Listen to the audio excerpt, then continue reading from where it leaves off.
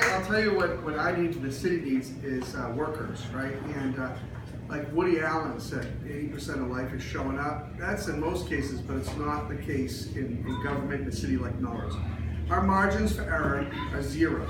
We're a city that is 96% residential. We're surrounded by a beautiful emerald necklace.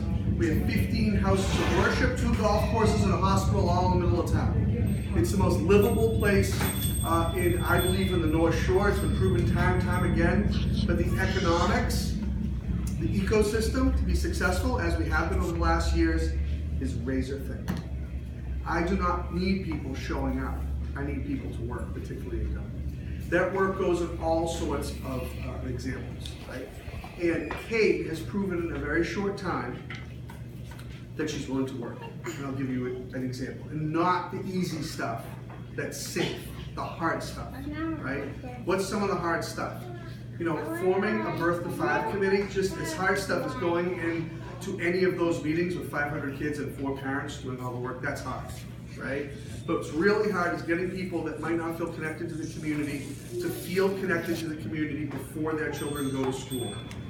That has been an incredible benefit to my administration and to this city. Most people didn't start to get truly connected to a city until their kids entered school. That's when they first got to know their neighbors, got to know their community. If we get smart, young people to be dedicated to this community and believe in our brand, right?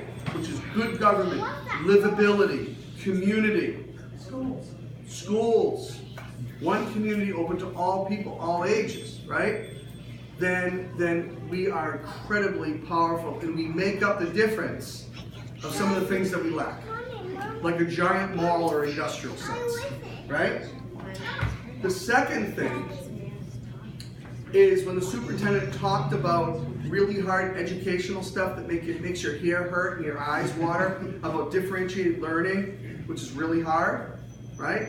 Not only for kids that excel, but kids that struggle. Kate was willing to help on that committee. That committee, very few people will read that report because it's hard, and people like easy, they don't like hard. But it's critically important part of the foundation of the schools over the next several years, right? Now, the third thing is the Complete Streets program, right?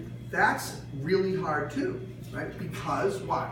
Complete Streets program allows us to look at areas, as we've done in this neighborhood and all our smaller business districts, to have those districts become more compatible with bicycles, baby carriages, elderly, right? A pedestrian, non-car mode of transportation in terms of our livability and development, right? There will be 500 projects on that list, and they're going to choose 12. Name someone running for office that wants to be part of it. It's like me picking out the raffle. One person's happy, 100 persons upset. But she's not afraid to work and make those tough decisions, because ultimately it's going to be really good things. We have other people that are really willing to work right now. Like, you know, Mike's here. Mike set up 125 tables last night for an iftar. Ed Schmidt would have just got a hip replacement, you know? I need people, not just what I mean the city, right? That are willing to not just be there for the photo ops, but to be there and get dirty and make things happen. Because what we lack in money, manpower, we always make up for in community effort and volunteerism and hard work, right? And I think Kate's one of those people. I also believe that Kate represents a dramatically underrepresented group on the Board of Aldermen. We have a really great Board of Aldermen. I'm telling you, I hear stories and watching on public access TV. It looks like Washington in some of these city halls. It's awful. It's absolutely awful. You can watch it on Verizon and Comcast. Don't do it. They treat each other incredibly poorly, and their city reflects that disagreement. I think that our city council and Board of Aldermen is like maybe not quite 50-50 Republican and Democrat and independent, but it's a whole hodgepodge, right? And our speaker, right, who is like the president, is Don Kahn. We've probably been working together. He's been president for like 10 of my 16, 15 years. And we get things done all the time. It's nonpartisan. It's nonpartisan. We just figure out problems, and some of the problems are hard, and we're not afraid to say things that people don't want to hear, right? That in order to get more teachers, you need more money. There's no magic wand, right? Unlike in Washington where they think everything's easy.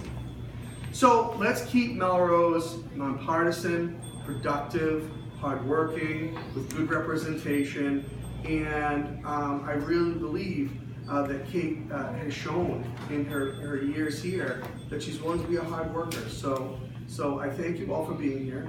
Now I'll give you a story for people she was not here. When I first ran for mayor, 2001, it was right after 9/11, it was right after the Bush-Gore debate, right? And 18,000 votes were cast, and election night it was tied. It was tied. I won by 1 vote, literally 1 vote for mayor. And the importance of getting out, because we know that municipal elections, although municipal elections affect your life far more than any other elected vote you'll ever cast, including President of the United States, people don't go to the ballots. So if you can individually ask people to vote and get people to the polling places, it should be very successful. If you don't, it'll be very hard, because at the end of the day, you need X amount of votes to win. And there's a lot of new people in our community, and there's a lot of people that have been here for a long time.